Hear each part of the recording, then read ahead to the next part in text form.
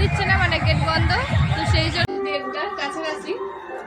তো দিনটা ছিল সরস্বতী পুজোর দিন, প্রতি বছরের মতন এইবারে একটু রেডি সেডি হয়ে বেরোলাম। আর এইবারে একটু দেরি করে বেরোনো হয়েছিল, দেরি বলতে অনেকটাই দেরি, প্রায় 1:30টার সময় বেরিয়েছি। দেরি করে বেরোনো হলেও তো আমরা তাড়াতাড়ি বাড়ি চলে এসেছিলাম।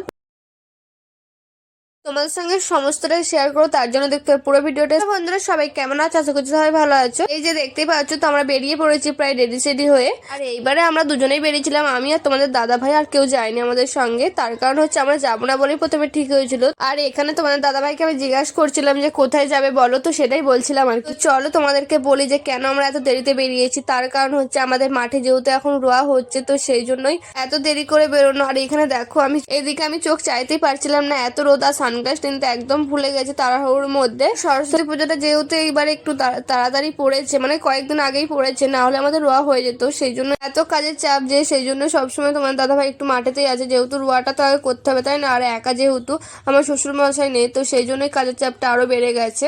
তুমি যাবো না বলে ঠিক হয়েছিল, তো তারপরে তোমার দাদা ভাই বলে যে চলো সবাই যাচ্ছে, আমরা একটু ঘুরে আসি। তো তারপরে সেই জন্যই এত দেরিতে বেরোনো হলো আর কি। তারপরে তোমার দাদা ভাই বলে যে সবাই যাচ্ছে, বছরের একটা দিন তো চলো একটু ঘুরে আসি, মনটা ফ্রি হয়ে যাবে।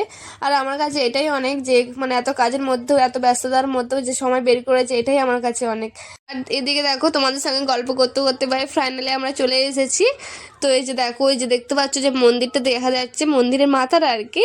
তো সেইখানেই আমরা যাব আর কি, মানে মন্দির বলতে আশ্রম আর কি। তো সেইখানে যাবো আর কি। তো মানে ওইখানে বেশ ভালো লাগে।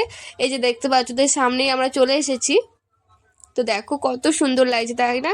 ওর ভিতরেই ঢুকবো আর কি। তো এই যে এখানের ভিউটা জাস্ট ওয়াও, কত সুন্দর এর ভেতরটা।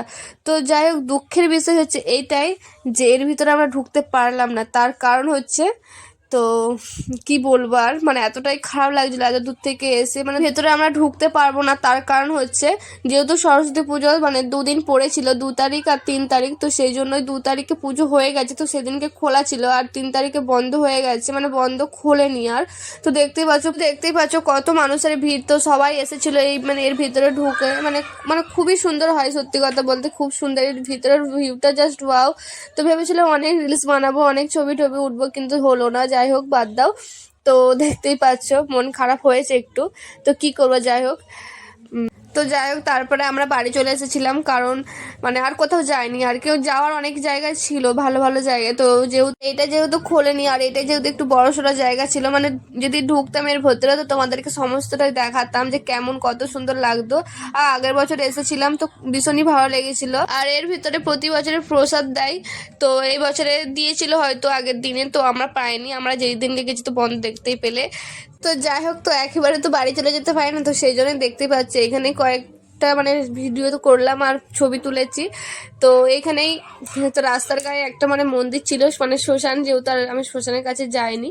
তো যাই হোক, ওইখানেই আমি কয়েকটা রিলস টিলস বানালাম, আর এখানটাতে একটু পোলেতে দাঁড়িয়ে একটু ভিডিও টিডিও করলাম, করে বাড়িতে চলে এসেছিলাম আর কি। তো যাই হোক, মনটা একটু ভীষণই খারাপ লাগছে।